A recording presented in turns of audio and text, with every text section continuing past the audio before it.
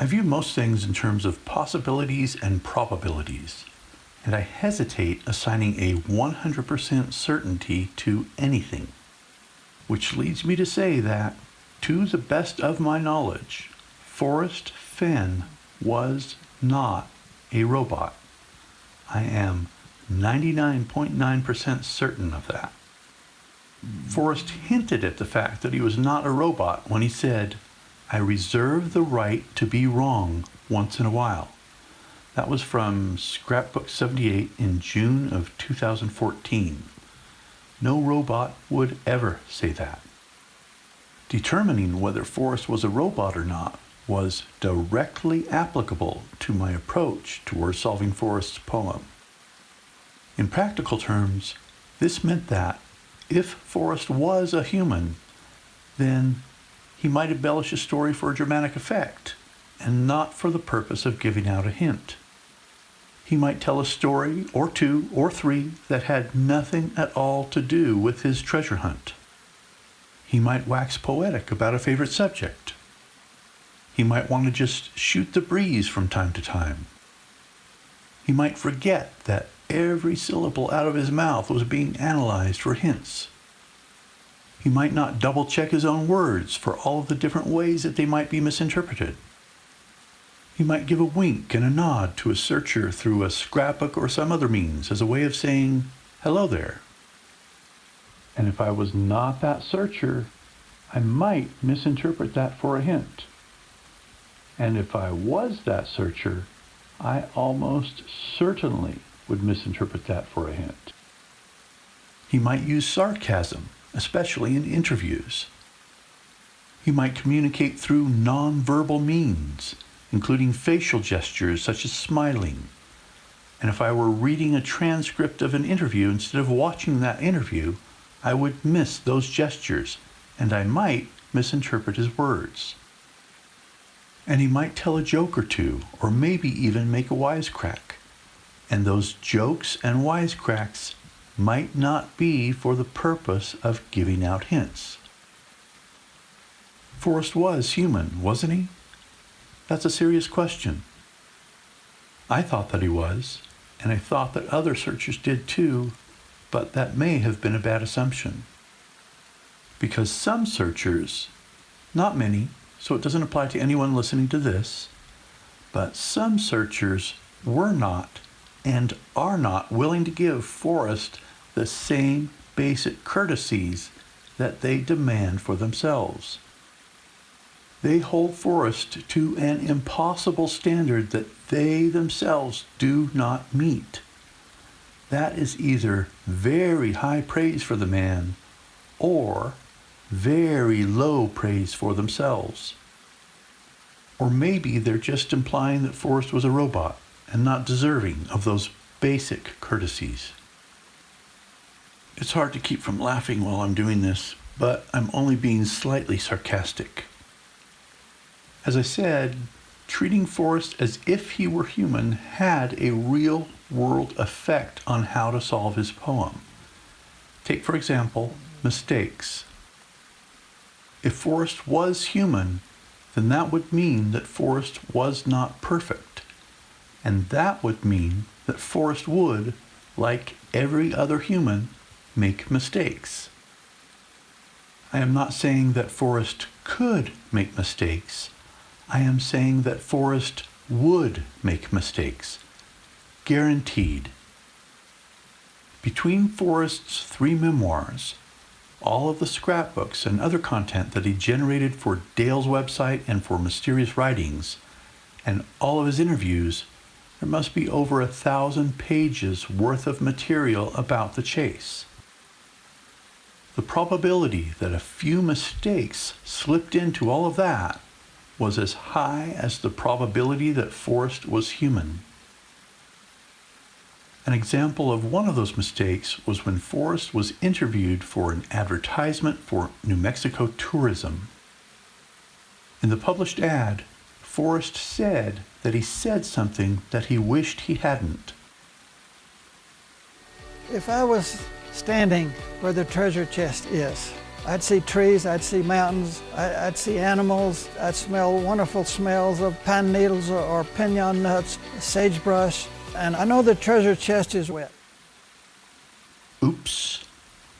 Of the 4 search states, pinyon pines only grow in New Mexico and Colorado, and a tiny portion of Wyoming.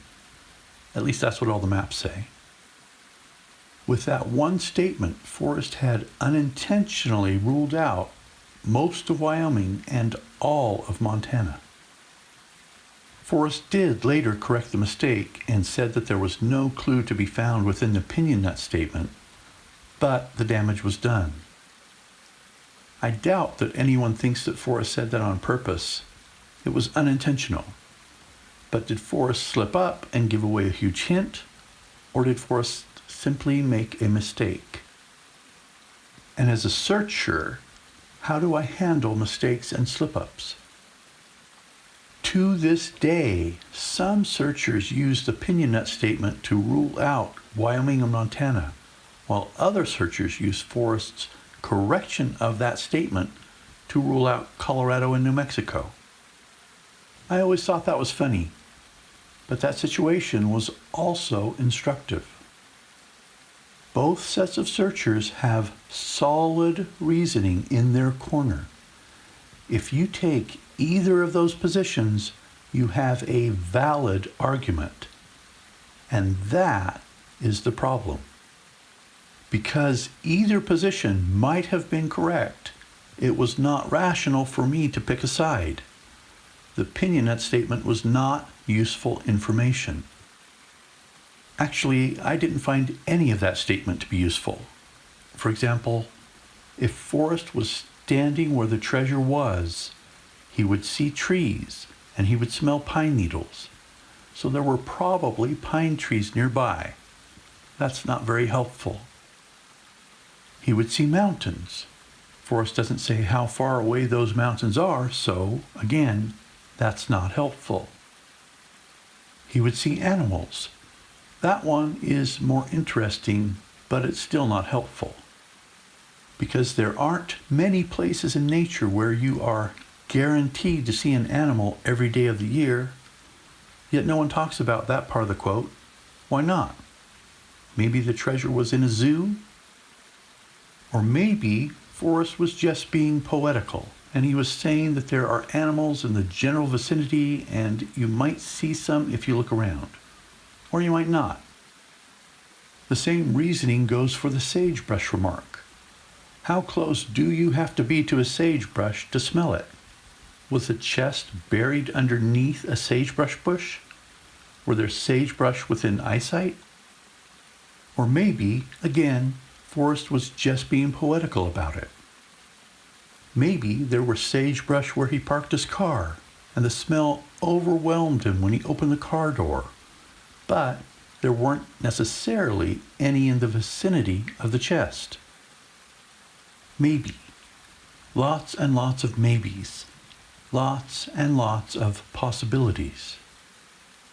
In practical terms, this meant that I was not going to rule out any location based on a tourism video. If the poem led me to New Mexico, to Colorado, to Wyoming, or to Montana, that is where I was going. Some people might point out that in that same tourism video, Forrest is quoted as saying that he said something that he wished he hadn't. Well, you've asked me a lot of questions, and most of them I've answered, a few I haven't, but I got to tell you, there's one thing I told you that I wish I had not. The thinking is, because Forrest regretted saying something in the tourism video, that therefore reinforces the pinon nut slip-up and points to New Mexico or Colorado. But does it? Let's say that Forrest had slipped up, and that there are pinyon pines in the vicinity of the chest. If that were true, then I am certain that Forrest would have regretted saying that. But let's say that Forrest had simply made a mistake, and that there are not pinyon pines in the vicinity where he hid the chest. If that were true, then I am also certain that Forrest would have regretted saying that. Forrest's regrets do not prove either side. There's no hint there to confidently grab onto and do something with. Besides, the tourism video was a live interview that was edited down to make an advertisement.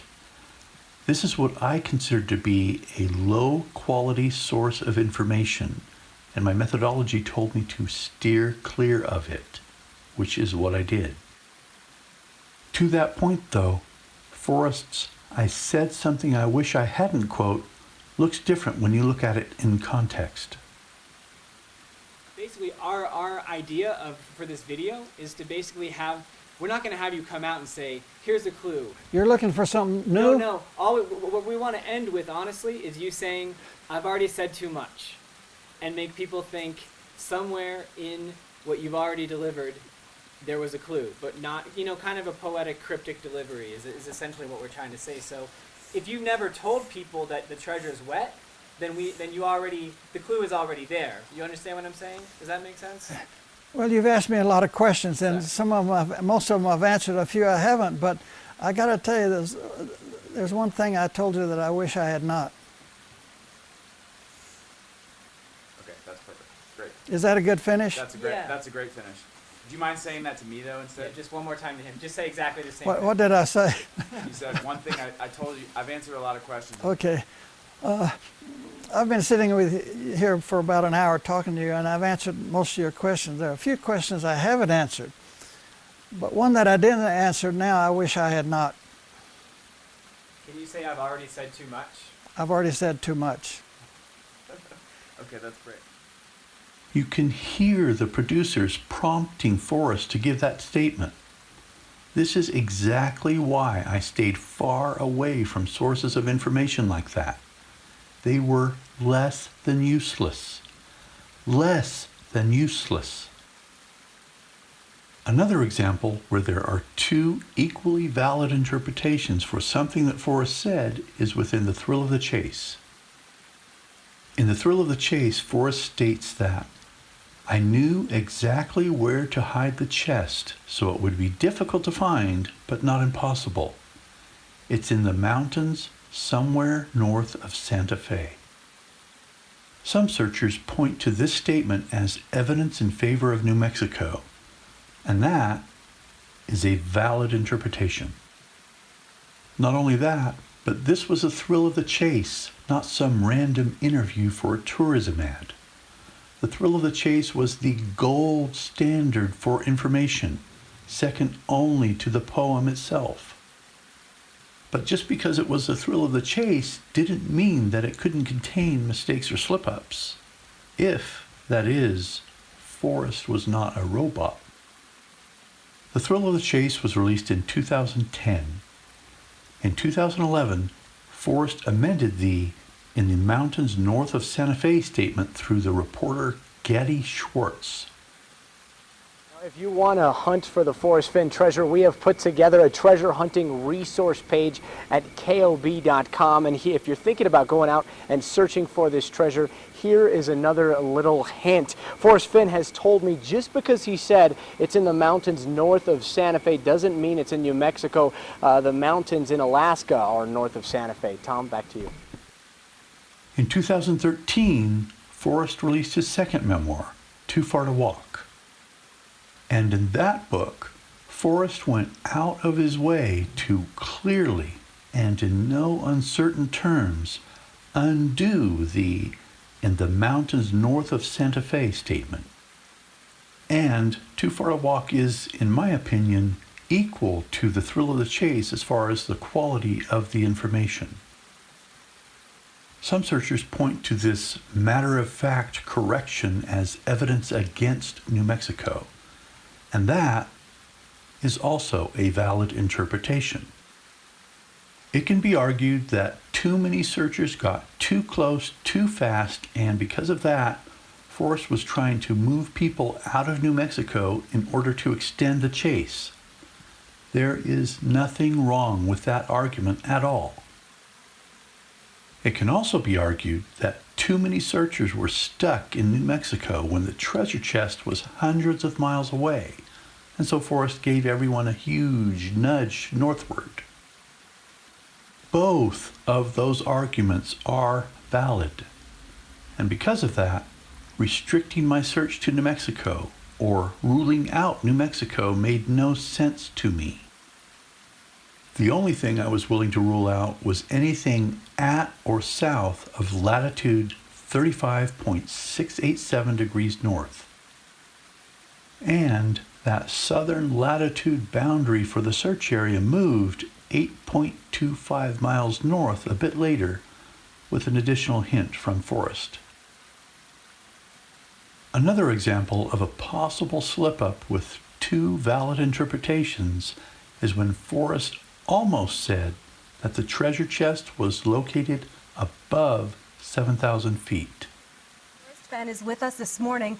What has the reaction been like for you? Well, it's been hectic. My website crashed for 7 hours yesterday because it had so many hits. Okay, we've talked you into somehow giving us another clue this morning. Well, I'm not going to put an X on a map for you. No? No. All right, well, how about the clue? Okay, the clue is the treasure is higher than 5,000 feet above sea level. The treasure is higher than 5,000 feet above sea level. Is that, can you give us more than that? No. No? Was that a slip-up or was that a mistake? Again, taking either position is reasonable. And again, for me, this was not useful information with which I could narrow down the search. If the poem led me below 7,000 feet or the poem led me above 7,000 feet, that is where I was going.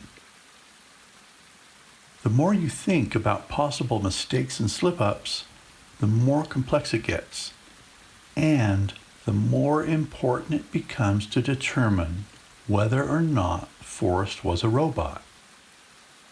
The first sentence in The Thrill of the Chase is, "All of the stories that mingle among these pages are as true to history as one man can average out the truth, considering the fact that one of my natural instincts is to embellish just a little." That is the very first sentence of the book. And in case that wasn't enough, there was Forrest's statement that nonfiction writers don't have to be right, but 85% of the time. That's from page 14 of The Thrill of the Chase. And in case that wasn't enough, Forrest came right out and said that he purposefully inserted errors into his books just to see if people would notice. From day one, Forrest was telling searchers that there might be questionable facts surrounding his treasure hunt. These intentional errors were one of Forrest's hint delivery mechanisms. Forrest inserted errors for the purpose of drawing attention to a hint. Forrest all but said, "I hid a treasure, here's a book with some hints inside, here's how you can find some of those hints. Good luck." And if Forrest would insert errors into his books for the purpose of giving out a hint, it was possible that Forrest would insert errors elsewhere, like interviews, for that same purpose. I'm not saying that he did so, I'm saying that it was possible. So what do we know? We know that there are intentional errors in the books. We know that there might be unintentional errors in the books. We know that there was at least one unintentional error outside of the books. And we know that there might be intentional errors outside of the books. To say that this was tricky for searchers to navigate was a very large understatement. A big takeaway for me was realizing that some mistakes and slip-ups might be impossible to correct. There are some things that, once said, you cannot take back. And it gets even more complicated because everything is subjective. There were bound to be parts of the books that looked like an error to a small percentage of searchers, but were neither an intentional error nor an unintentional error. Which means that just because I think something is an aberration does not make it one. For the purpose of trying to solve Forrest's poem, it was important to be aware that imposing my understanding of the meaning of words onto Forrest's words was like walking through a minefield blindfolded. If I stepped on the wrong spot, I would probably find myself somewhere that I did not want to be. Whether Forrest was a robot or Forrest was a human, Forrest was the only person in the world who could decide what he meant by what he said. Forrest was the ultimate arbiter for the meaning of his words. The same goes for me, the same goes for you, the same goes for everyone. We are all the ultimate arbiter for the meaning of our words. You may have a different understanding of certain words than I do, and your understanding may result in you thinking I said one thing when that's not what I meant. But I meant what I meant, not what you think I meant.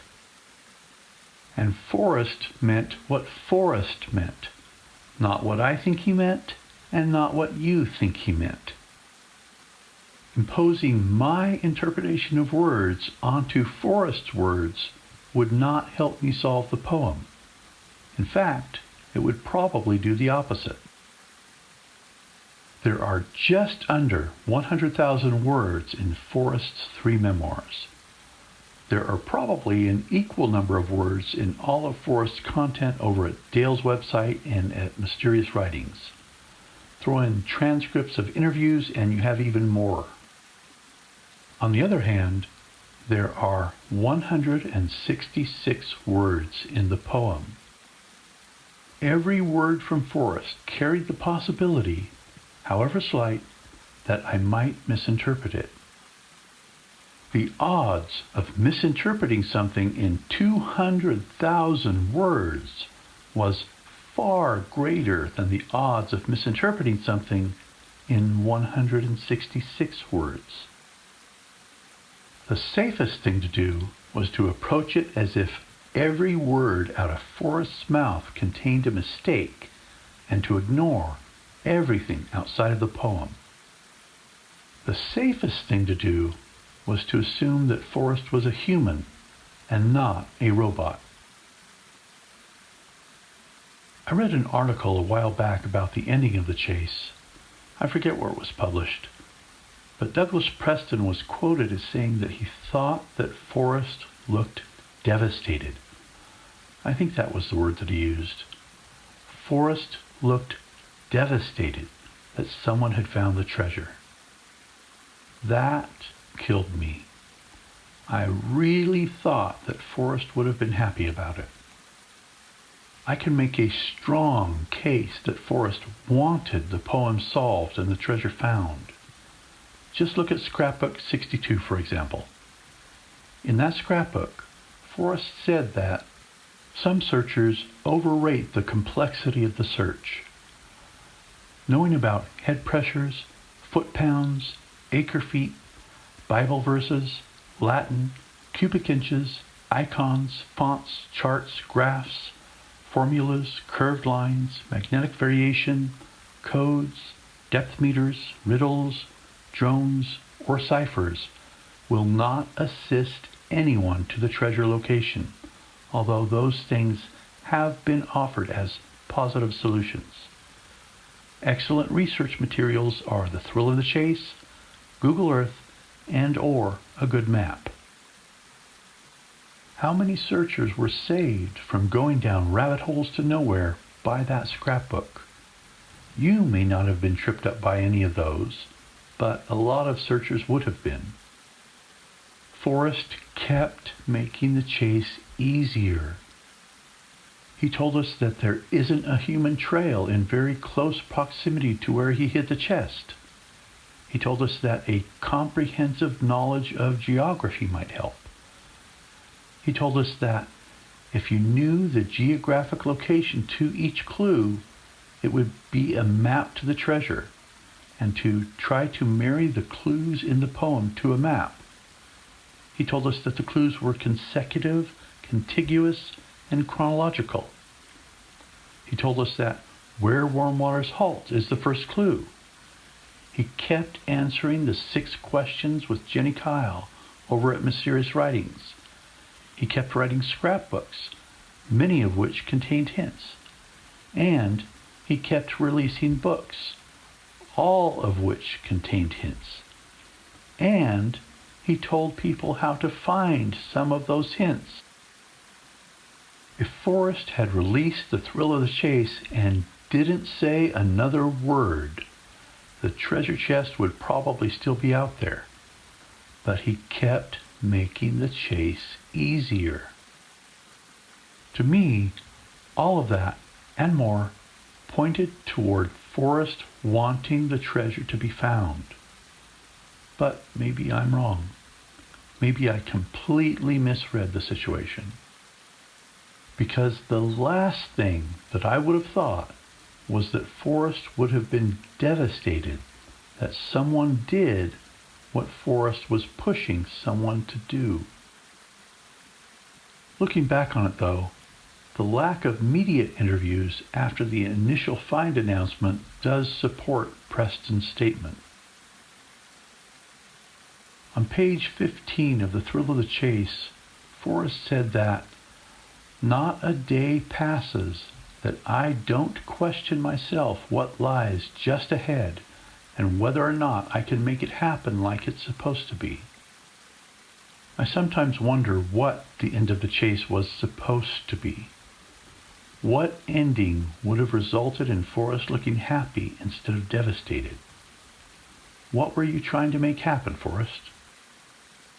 If I knew what that was, I think I might try to make that happen for him. If I could.